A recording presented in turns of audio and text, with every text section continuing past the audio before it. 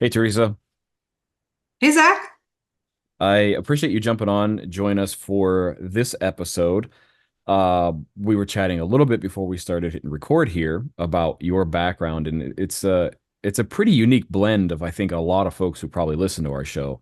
And so before we even jump into anything, I don't want to not do it the proper justice. Maybe tell folks a little bit about yourself, your background, and kind of where you're coming from, so folks understand some of your perspective as we have this conversation. So I'm Teresa Cain. I'm the Director of Product, User Experience, and Design at TreviPay, which is a global B2B fintech. And I've been there about 6 years. And then I've been in the product, tech, and UX space for about 16 or 17 years and leading different teams, products across B2C, B2B. I'm also a leader and coach for startups, entrepreneurs, and have a few courses out on Udemy and teach live courses as well. Right on. And author to boot, right? And I wrote a book. Yes, that's probably a good topic to talk about. Wrote a book called Solving Problems in 2 Hours. I've had a couple editions of it, and it's been fun to kind of see where the journey has taken me all over the globe. Yeah. So, as you describe your background, I think one of the big questions a lot of folks often have, maybe yourself, and who better to answer it than somebody who literally, essentially straddles the line between both product management and UX. For you, and I think it's fair to perhaps answer in your day-to-day work, maybe not for the industry at large, but what's the big difference between those two things? Because I think there's a healthy overlap. I feel like a lot of people who work in both probably acknowledge that, but it can be a little different depending on where you're at. I always like to ask folks who are in both, where do you see the differences, the overlaps, and perhaps not? So I guess that depends. Are you saying between product and UX or B2B and B2C? Product management and UX specifically. Since there's challenges across the board. So no, that's a really great topic. So there has been a lot of overlap between both of those. So when I started off actually really lucky. I got my start in product pretty early on in my career after leaving college and in the mid 2000s. And that's a rare find. And I will say it's just changed over the years, especially now as a leader. So, product managers used to be called the mini CEO, where they held different roles. And I know that's a term a lot of people don't like. And but with that, it's really morphed over the last 15, 20 years. So now we have these other areas of the business, user experience and research and design, being some of those areas, well-defined sales role, strategic innovation. So really with those differences, a product manager role really kind of comes down to a much smaller version of what it was 20 years ago. So you really are focused on features, working with engineering teams, really defining scope, understanding who the customer or business is that you're creating these different products for. Whereas user experience and design is really segmented out into deeper research and understanding to help the product manager. So it really is an adjacent role that is integrated well to help the product managers with things that they don't have time for. Hmm. And it sounds like you've experienced, I don't know, for lack of a better term, downsizing of that role. You said it used to be kind of referred to as mini CEO. I've definitely heard that as well. It sounds like you've experienced a sort of more consolidation or more a tighter focus brought to that role over time. Yeah, I definitely think a tighter focus has been brought at both the product and leadership level. And I really kind of akin this to the transition from waterfall to agile. So if you think, back 15, 20 years ago, a lot of software shops, especially, were practicing waterfall, where, you'd work on a large product for 2 to 3 years. So you really were a subject matter expert of this product. You spent a number of years focused in on a set strategy. You weren't bringing in anything else into that release. That was your set. Where now most software shops, especially over in the US, I would say globally, worldwide, there's still actually quite a bit of waterfall going on. But particularly in the US areas where a lot of organizations, most of them have moved to an agile methodology, so they're product managers. So you now have broken down different chunks of product management where you're managing, small segments of teams focused on different feature areas. And at TreviPay alone, we have 27 engineering teams. We have around 700 employees, 27 engineering teams, over 100 in product and tech, UX design altogether. So each of these teams are focused on different bite sizes of information. So that in itself has changed the role of a product manager from being the mini CEO of these massive solutions to really owning a tight space of a solution that they're focused on for that strategy and executing on that product. Got it. Got it. So really the the change in approach to delivering this stuff almost required also then a change in responsibility for those roles. Absolutely. And, akin to UX and research that tied into that, a lot of organizations really relied on product managers for this role. In fact, I've worked for a number of startups, Fortune 100, 500 organizations in my career. And I have had product roles where I was the mini CEO. I was selling, I was doing the design, I was doing the wireframes, I was doing the customer research, I was launching, I was implementing, I was fixing bugs, I was doing it all. And really, it's not really just for startups or entrepreneurs where those mini CEO roles. This was for large businesses that had, tons of dollars to spend more elsewhere. But that's kind of how they focus that product role. So now kind of what you're seeing, you see these little different departments of user experience and research. And in fact, Nielsen Norman Group had come out with a report before the COVID pandemic. I would love to see how their report has changed or morphed since then. But they came out with this report that said they expect the area of user experience, which is inclusive of design as well, to grow by 50x over the next 50 years. So a huge jump in this number in research. And part of that is because of the segmentation of this product role. So you have these dedicated departments of user and experience. You have what was encompassed in product roles, product marketing, which is now their own separate divisions out of marketing for a lot of organizations. You have dedicated QA departments that were put on the product manager, and you have more robust dedicated sales operations roles. So it's really just all kind of divided out into other departments for most companies now. Yeah. Well, that's really interesting. I mean, to hear a little bit about the history on that too, because, I think that there's like I said, kind of in the beginning of this, a healthy tension and shared responsibility that a lot of folks are still trying to figure out. You mentioned several times UX and research specifically.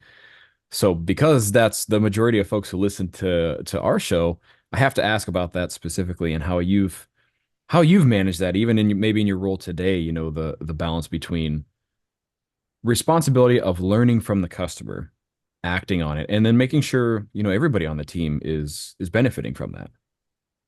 So I'm super passionate about UX research and design, and I'll have to say, like, I'm very lucky. I have a really fantastic team that works for me at TreviPay, and it probably wouldn't be the success it is without those individuals. And not just because they're probably listening to this podcast. I mean it full-heartedly. But no, I mean, I think in terms of, I've always really been attached to the customer. It's all about customer happiness. And so whether you're in a product role or a UX research role, and here's how that UX research role has morphed over the years. So when I got my start a while back, I had first implemented a product called Clarabridge. They are since then now more focused on text analytics than they were strictly VOC, voice of the customer, or NPS. And that was really the start of where I think UX began in terms of understanding who the customer is, what data inputs are you getting, how happy are they as a customer. And then we're all familiar with the term, it takes, 3 extra happy customers. For every customer that leaves that's unhappy, you have to work that much harder to get those customers back to create happy customers environment. And now you look at a world where the market's saturated. When I started at TreviPay 6 years ago, we had 5 or 6 key competitors, and we now have a spreadsheet of 30 to 50 competitors that may be direct or indirect in our industry. So this is where UX teams and research teams are critical. You can't just do research one time and put it aside. which really, the construct of the book, Solving Problems in 2 Hours, kind of came about. A lot of organizations were using 5-day design sprints and scheduling them out 6 to 12 months in advance. They had these big problems they were going to tackle later in the year. And that becomes a problem, especially being in the world of fintech that I'm in now. There are competitors popping up every day. If you wait to schedule your research for the second half of the year or the year after it, you've already missed your opportunity to grab those customers and really go to market. And so really encompassing research, you need to be doing research every single day. And I believe that in terms of how I operate the team as well. So our teams are running over 100 research projects a year. And that could be anything from customer interviews. We do a little bit of surveys, but not full focused. But my favorite part of research that's become more expansive now that COVID has kind of gone in a little is getting back on site. So the best research, in my opinion, is being on site, understanding the problems of the users firsthand and seeing those workflows firsthand. So that's really how I approach that, and bringing that back in with product managers. I usually like to have the UX researcher running those sessions, and the product manager is there to learn, but they don't have to do the work of putting together the concrete evidence while making those decisions. That's great. And I appreciate that you also took the liberty to define what research is for you, because I was going to ask that anyway. So I was really glad that you jumped into that sort of unprompted. One of the things that made me think of this, so you said over 100 research projects a year, which is certainly, a sizable, especially if you're considering each one of those might take a week or two, three, four, depending on the size of study. One of the big questions that popped in the back of my mind is, how do you determine what research to do? How do you determine which research projects to act on? I'd be really curious to hear what inputs there are to that, how you prioritize it, how you plan for it. So there used to be an old saying, follow the fire. So I won't say that's necessarily the approach, but I think in terms of prioritization, you have to prioritize it a couple different ways. So in terms of following the fire, what is really the hottest topic or item that's going on right now that you need to have a better understanding of? And this could be twofold. This could be from a competitive standpoint, where you're getting hit really hard on a particular feature and you need to do immediate research. Or this could mean simply you have a fire with a client that's complaining and you need to put a new feature in. And so in terms of that criticalness, we have a method that's called steering. So every quarter, and I have this for product management as well, in addition to UX and design, we have a quarterly steering process where we have stakeholders from across the org advocating internally and externally for customers on what we're going to steer and prioritize. So we set this and prioritize it every quarter, and then we work on Agile. We're an Agile shop, so we work on a 2-week sprint cycle. And that really sets a tone for how we prioritize at a quarterly level, and then for our yearly roadmap. But then we have something called re-steering if we have an urgent matter we need to go address. For instance, this is something that happens for a lot of organizations. You have a forgot password on your website, but you're still getting a lot of phone calls or emails in about it, even though you have it there. So you need to gain a deeper understanding of why users aren't clicking on it. And this is something I've had to do for multiple companies, and it's something so simple, the forgot password, but if it's not in the right place or it doesn't have the right experience, users won't use it. Yes, there are little things like that that exist in every single product that I think get overlooked. Uh, we and I could share stories about that as well. It makes a ton of sense. So really, this is kind of happening quarterly. It's based on, it sounds like a much higher, essentially executive level leadership steering committee to say, hey, this is what's important to us. And then this gets back to the teams and they say, well, this is the kind of research we can do to essentially fulfill on that. And, really what it comes down to is to be able to provide intelligence to act in that next quarter. Am I getting that right? Right. Not only just intelligence on how to act, but by doing a quarterly steering, you're getting buy-in, not just from the leadership team, but from stakeholders across the org agreeing on that. So if that strategy, does go wrong, it was a decision together as a group to say, hey, we made this decision together. Do we need to reconsider it for another quarter? But this isn't something, again, so in addition to running it with UX and design, which is kind of much smaller, we've got around 5 to 7 on that team. We have over 20 product managers. And so the product managers are each running their own steerings, and then the same with UX and design as well. Got it. Now, are some of these topics for research coming from the teams and bringing it back up each quarter to say, hey, these are things that, each of these teams respectively, and then, someone like yourself and others are representing at that steering? Yeah, it's usually a mixture. So for product managers that are constantly in the weeds, working with customers, understanding what's going on, working on features, there is a request process. So they're requesting research, but then some of it is really from a leadership strategic standpoint of, hey, we're seeing a lot of this going on. We probably need to research it and understand. And then being a progressive fintech organization, we do a lot of progressive research on where we should be going and where the market is going. And a lot of that is learning from your existing customers, your prospects, and then really, again, getting on the grounds and understanding where each area of the business is out in the field. Yeah, that's a really big deal. And I think a lot of researchers, especially, you know, more veteran folks like doing that quite a bit, that sort of future facing stuff. But the quote unquote keeping the lights on is just as important of like, well, what's working in the product now, what's not, and make sure that we're adjusting appropriately. It's interesting to hear that you've got that mix going on. So, as we're talking about all of this, research is obviously important to product. You're doing it nearly every day, over 100 projects a year, which is awesome. Uh, Talk to me a little bit about then how that work and that responsibility plays out between these two roles as a product manager and as a UX researcher. I think the UX researcher part is maybe a little self-obvious even in the title, right? But I'm really interested in how product managers work with those folks to both capture that, prioritize it, and then act on it. Yeah. And I think the best way to talk about it is to talk a little bit about the history. And I think I have been in product roles where I have a little bit of a design background. The designers I have on my team now are about 100 times better than me as a designer. That's why I'm a leader. No, but I've been in product roles where I was creating wireframes, and I've had designers create high fidelity mockups. I've had them where I'm creating high fidelity mockups, and transition to today and how it's working at TreviPay. Our product managers are not doing wireframes like they were, several years ago, where they're creating balsamic. They might be doing some workflow management.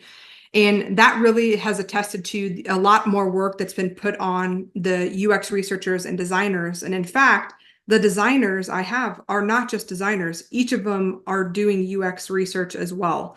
And maybe have one or two that are a little more design focused, but every single designer that works for TreviPay has to have that UX research background, but so does the product side.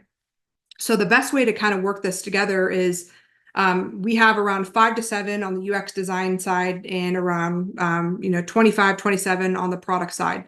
And so we have a goal for every product manager to make sure that they're completing and working on a collaborative UX research project at least once a quarter or 4 times a year with a UX researcher and designer. So this gives a really healthy goal to say, hey, every quarter I should have a touch point, and that could be a few different things. One, we have a pretty robust set of user personas. So we have over 30 user personas.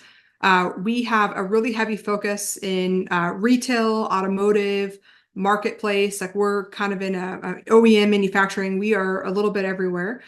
And personas vary across those different industries. So that could be one research project that a product manager could say, hey, I think we need to have updated personas, which I know everyone on this podcast knows what personas are, but for anyone new listening, how we go about personas, we like to, again, go on site when we can. When we have to be remote, that's fine. But a really good persona match is 5 to 10 visits or interviews and being able to encompass that and validate that.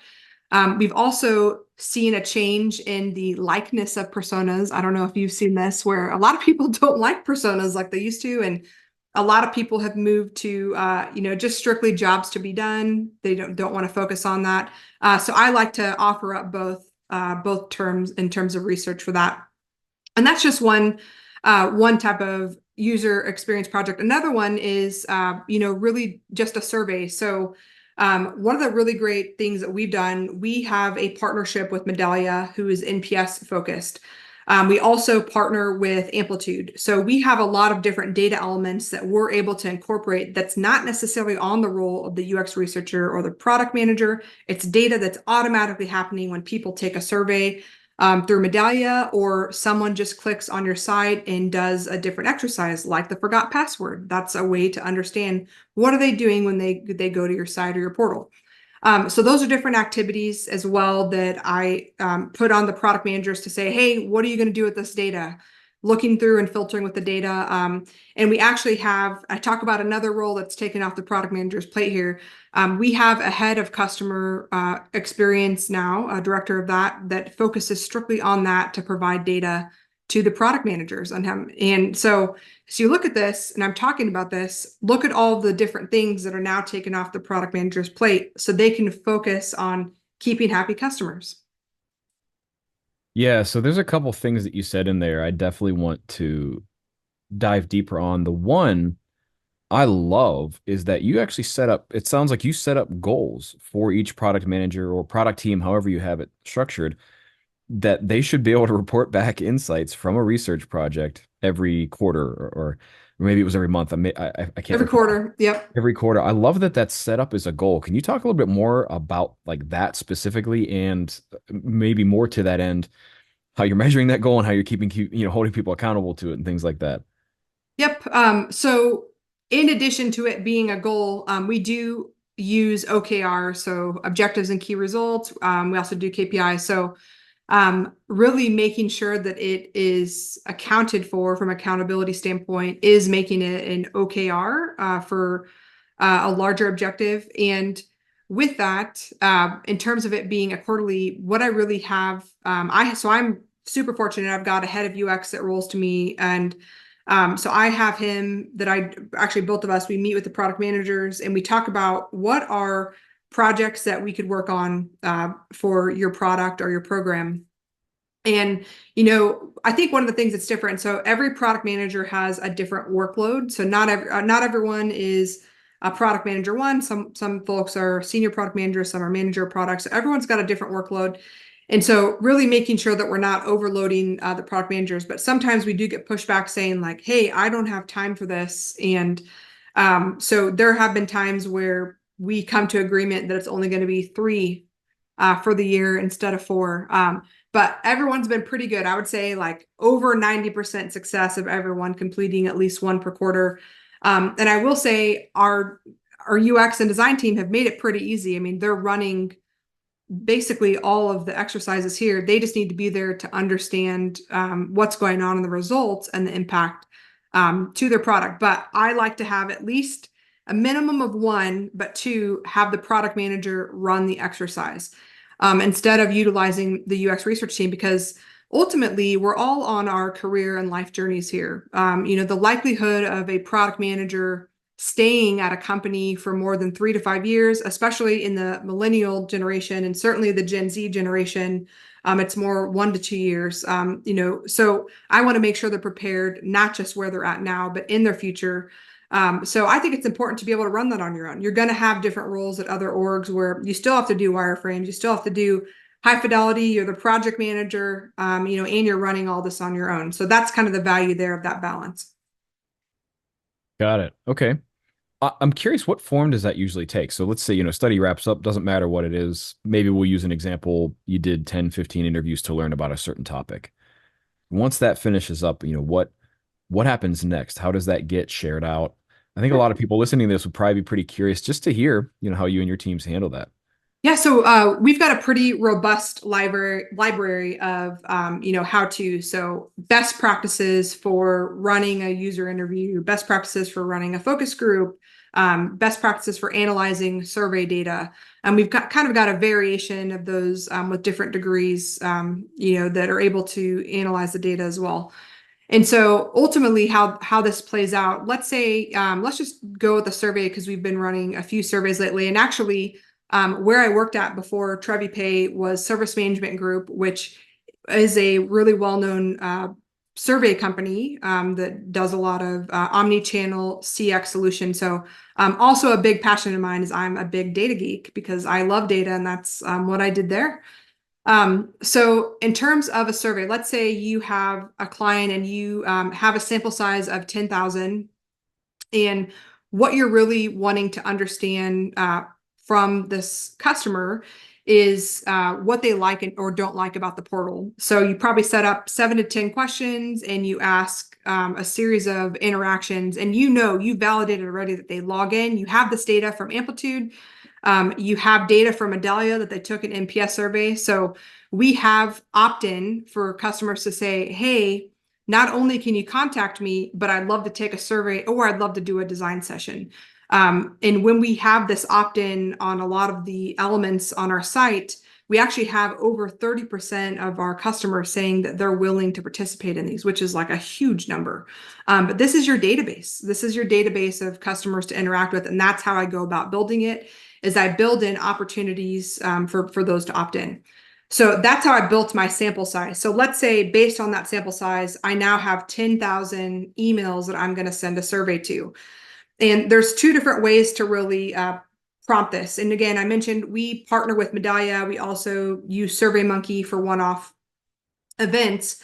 But it really just depends on the industry you're going. So in the retail and restaurant space, and again, I've got pretty big background in CX, you tend to have a higher response rate. When you get into the automotive space or airline space, you have a lower response rate from that round. That's just how it is. That's been statistically the way it's been since I've been into this research. So you send that out and you kind of start seeing your sample size. And so you might get a response back 15% from retail customers and only 1% back from your automotive. And so ultimately, while the product manager's role here is they're helping refine the questions based on what they know their users are clicking on in Google Analytics or Amplitude, and based on the survey data. And then the UX researcher is kind of structuring the survey, making sure we're not having any bias and so forth, and sending it off. And so then it becomes a partnership of looking at the data together to say, hey, are we understanding this data correctly? And the biggest value from the data isn't necessarily what you're getting statistically, like 5% took the survey, here's how everyone answered X, but it's usually the verbatim or the comments that come back of like, hey, did you know this button's actually broken on your screen? Or, hey, I'd really like it if you could generate, this report for me. And those are the, morsels that you get to analyze as a product manager that you now have to action. And guess what? You now also have the customer that wrote it because they opted in. So that's kind of how we organize it. And then presentation-wise, usually involves a deck. The deck invites everyone at a leadership level or that is a stakeholder of that program or project. And there's a presentation, a deep dive of the data. And then from there, it's actionable tasks on who's going to execute on the deliverables. Nice. And who's usually giving that presentation? Is it the researcher? Is it the product manager? Is it both? Partnered together. Okay. So usually I'll have the UX researcher and then the subject matter expert, the product manager for the program or the content, do it together, because ultimately you have to be involved with it as a product manager because you need to understand the outcome of it. You can't just be listening as someone on the sidelines. You need to understand deeply what you're actually going to change. Yeah, that's really I agree. That's really critical. It reminds me of a quote from Jared Spool long ago saying that if you outsource your UX research, it's like outsourcing your vacation. You get all the pictures, but you didn't have the experience of it. So you didn't actually get the benefit from it. So I think that that's great that those folks are involved sort of hand in hand.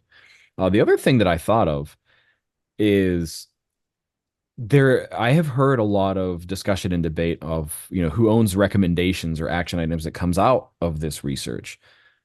Talk to me about how that happens, because you said that is part of this. There's this presentation. It's a joint effort between product managers, UX researcher. Then there's the so what. Who owns the so what, and what do we do next? So usually these are a complex amount of data points. So one would think to themselves, in a product manager role 15, 20 years ago, it would all be on the product manager.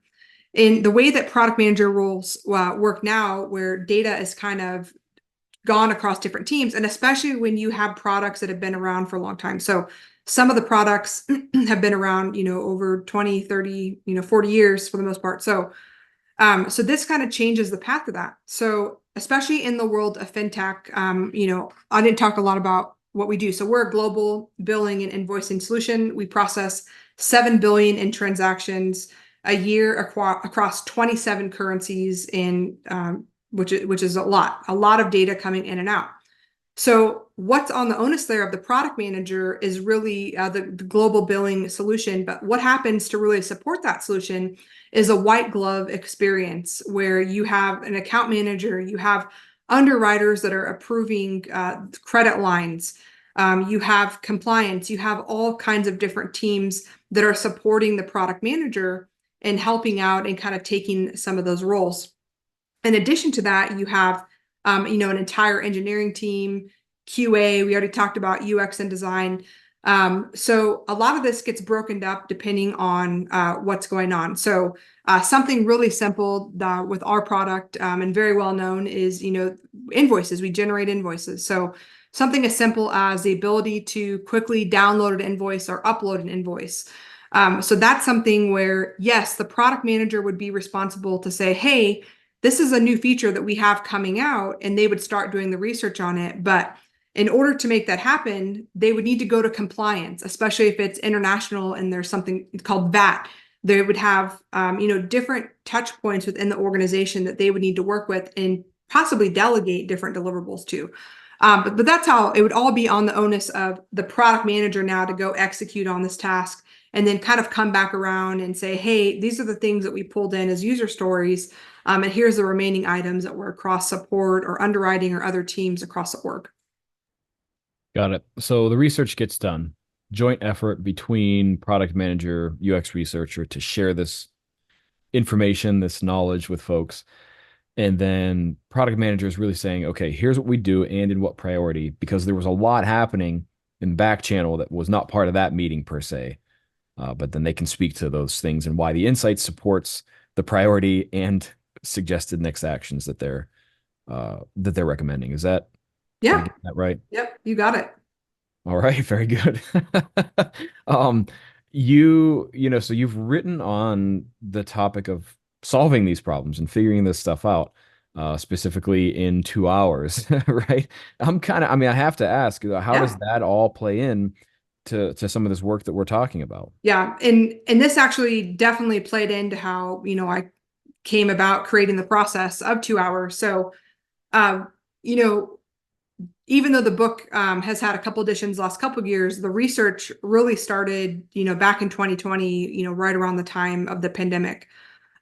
So we are a global team. We have around 700 employees in countries all over, Costa Rica, Netherlands, Australia, to name a few. And so there was already a challenge when we just talked about the product manager, all the things they need to go do. Now imagine doing that with a team of remote people across the globe, on different time zones.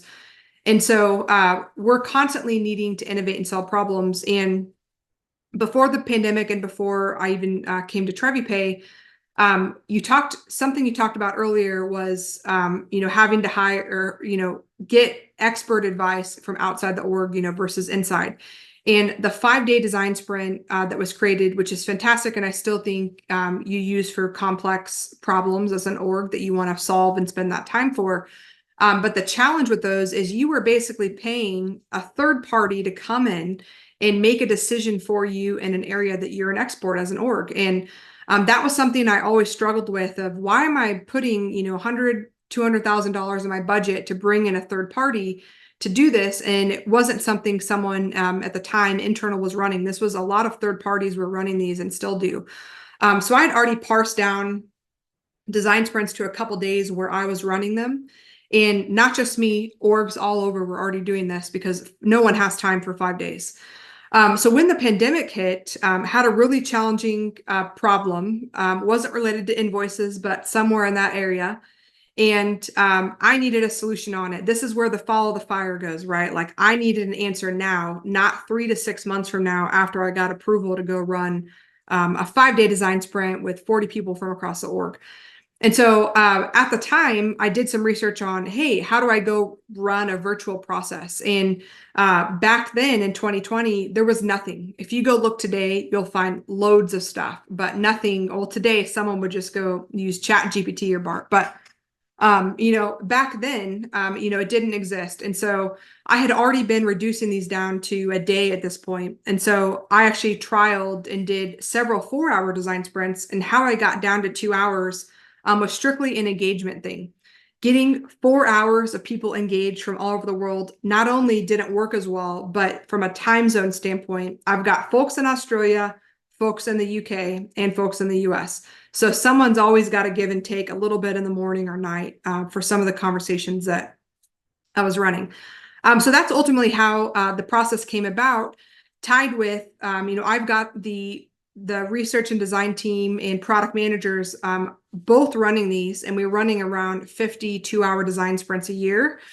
So this is in addition to all the other research. And this is really at this point an additional data point and research that allows us to go through a 2-hour problem solving exercise and move a certain direction for all these different feature sets. Okay. So, pull the curtain back a little bit. Talk about what this session looks like, this 2-hour session, what goes into it, and maybe even share a recent success of how that's gone. Yeah. So ultimately, with a 2-hour design sprint, you first need to have a topic. So this could be something on your backlog. This could be a challenge that you're experiencing every day with users, something that's kind of coming up a lot, or an executive request, which also happens a lot for a lot of organizations. And the first part and differentiator of a 2-hour design sprint is I like to keep it at 15 to 20 stakeholders. So this is a differentiator than the 5-day design sprint where you can have 50 to 100. And I've certainly run 2-hour design sprints with that many. In addition to running these for TreviPay, I've run them for organizations around the globe. So definitely done that. Don't recommend it. It's good to cap it at 20. We could talk about why that doesn't work later. So once you have your stakeholder mix, you have your problem, you have your stakeholder mix, and the intent and creativity around this process, your key goals are getting stakeholder alignment and being able to work together to come up with a solution. And the differentiator between a 5-day design sprint and a 2-hour one is during a 2-hour design sprint, you as a group are deciding, you are the decider as a group on whether or not you move forward to testing, to prototyping and testing. Whereas a 5-day design sprint, even if the entire design that you put together wasn't good, and I almost cursed there, but I held it into myself, even if it's not a very good design, you still do prototyping and testing. And so a lot of 5-day design sprints I had run over the years failed. And we wasted just so much money, not just money, but time. And the biggest impact, though, was the morale, was thinking you had a solid design and then you put it in front of a customer and they said, I'll never use it. Like, why did you build it this way? This is how I want it. So the intent of a 2-hour design sprint is to put that in front of the customer after 2 hours so you can know whether you are on the right track for a solution instead of wasting 40 hours and then getting that feedback. Got it. Got it. So, really, really curious, like what's getting removed, in order to reduce it down to 2 hours as opposed to 5 days, perhaps. Yeah. So really, first and foremost, a lot of just 2 days of the 5-day process is a lot of time that really doesn't need to be in there. So a lot of organizations build in breaks, they build in breakfast, they build in all kinds of things that aren't really productive. They're counterproductive to solving a problem. Also, why that time was even built in was because a lot of organizations were using third parties. So the biggest amount of time that you're saving is you have all subject matter experts already. you don't need a third party. And a lot of why the time in those 5 days is you're really actually keeping up to speed the third party you're bringing in so they understand what the heck is going on. So now that you don't need that, you've already chopped down 2 to 3 days of getting them up to speed on what your company does and what you're trying to solve. So when you break it down from there, a lot of the things that are removed are really kind of noise. So I will say again, for complex and large problems, I think there is still a time and place for 5 day design sprints or even multi-day design sprints if you've got something a little bigger. And so these are really small or medium size features where you as a group are collectively trying to move forward with the decision. So let's just talk about one of the design sprints that we've done and talk about the outcome. So let's say you're wanting to add a search box to your dashboard.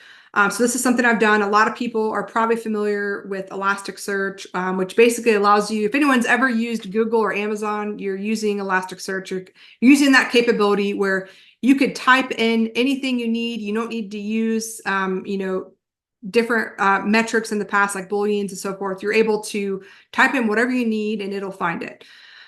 So this is the feature that you're wanting to agree on as a group. So for this particular feature, you already know, you have the data point. Customers have already been asking for it. They've been complaining about it.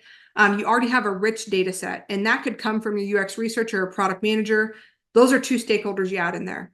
Another stakeholder you're adding in here is a support representative. They're getting a lot of angry calls saying they can't find the invoices that you've been downloading. That's what they're wanting to type in there is find my invoices. So you've got your support rep, you have your account manager, they're over the products or programs that you're on there. So you kind of see adding different stakeholders from across the group. You want to throw in a couple executive presence stakeholders in there as well. So you have your entire subject matter expert group here to talk about the value of implementing a search box and why. So during that 2 hours, first you talk about the why, you talk about the problem and who the end user is. Once you land on that, I like using personas. I also do, I do jobs to be done. Also, I talked about, it's funny, not every organization I've worked with is a fan of personas. So I always use jobs to be done as well.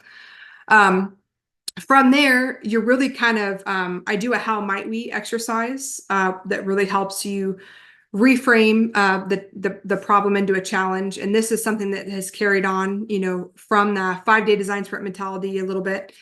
And then from there, really what you're doing is the biggest part of a 2 hour design sprint is moving the group to agreement on understanding whether you have the correct problem together, that you have alignment on how you could go about solutioning. And then the last stage is the solutioning. So the solutioning part, what's interesting, when you have a small or medium problem and you have a seasoned team that has worked together, you don't necessarily need to go into prototyping and testing. So this is something your customers have already asked for. So you know that you don't necessarily need to go spend 5 days getting their feedback later on. So for this particular one, goes right into development. You get the user feedback during the acceptance of it. But this is kind of a way that it's really meant to help organizations do something they haven't been doing before. Sometimes organizations are just skipping over solutioning together and just putting what they want in there. And so that's really the intent around the process. Got it. So this is presuming you've got personas or jobs to be done laid out, an understanding of the customer already, and in your case, likely some pretty good data through research, through customer feedback, and all these things of the thing we ought to do. And then really, it sounds like the 2 hour design sprint is let's get everybody focused around that, quickly share, quickly build consensus, and then decide on a solution. You got it. Perfect. That's part of my job as the host on this is really just trying to digest down what the folks we have on are discussing. And so that's great. And I appreciate the fact too that you even call out like, hey, there could be bigger problems that multi-day design sprints are still useful for. And if you don't have this information, guess what? You should be probably focused on doing UX research and otherwise to make sure you have that foundation of understanding to be set up to do 2 hour design sprints appropriately. Yep. And I will say the one caveat is it does look a little different for your startups or smaller shops.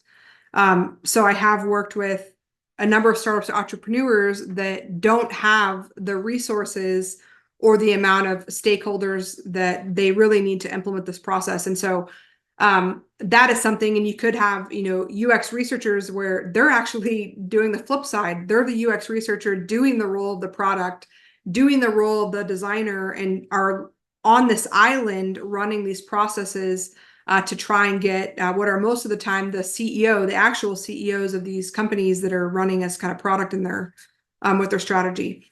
So that's really where this process isn't just great for larger organizations, but also startups and entrepreneurs that are able to kind of come to fruition with an idea, utilizing a lot of times some startups will bring in external parties into that to replace the internal group they have, which is what I help with, and run a successful way with that external feedback. Got it. Nice. And I'm sure that there are people listening who are in that position, probably wondering that question themselves too. Uh, I realize that we're coming up to the close of our time with you, and I have several other questions, but we got to be respectful of your time. The way we like to close these all the time is I ask, if I got hit by a bus or developed temporary amnesia, and somebody came to you and said, "Hey, well, what was that podcast all about?" How would you summarize and how would you answer that question for them? Can I say that I have amnesia? No, I'm Yeah, kidding. I'm actually, kidding. that's the first time we've ever had that answer. That's the best response to that. Well, we don't know. You just have to go listen. Have to listen to it. No, I mean, I think some of the core components we talked about are first and foremost, having a UX strategy as an organization will make you more successful. And it doesn't matter whether you have a UX team, a design team, a product team, or you're running a solo shop, but there are ways for you to put in best practices by getting feedback from stakeholders, making sure that you're implementing multiple research touch points with your customers and internal stakeholders. And that's how you get ahead and stay relevant in your space, no matter whether you're in a fintech or another area of the business. That's how you stay relevant. And ways to do that are different research methods we talked about. So you could run surveys, you could run focus groups, you could have different elements of internal research on site or running a 2-hour design sprint. Awesome. Awesome. Is there anything else you want to share with folks that we didn't have time to cover today? Well, if there's any more interest in 2-hour design sprints, I know we just touched on it briefly. You can go to 2hourdesignsprints.com. I've also got a couple of courses out on Udemy on 2-hour design sprints as well. Nice. And we'll have links to those in the show notes where you listen to this. Um, and of course, once the episode is out, folks will hear everything that we talked about, regardless of our amnesia, and hopefully reach out to you directly if they have any other questions in those channels as well. Teresa, want to say thank you again for jumping on and having this conversation, sharing your insight, and then also, especially some of the work that you've done and how 2-hour design sprints might help folks. Thanks for having me, Zach. It's been fun. Absolutely. All right, everybody. We'll see you next time.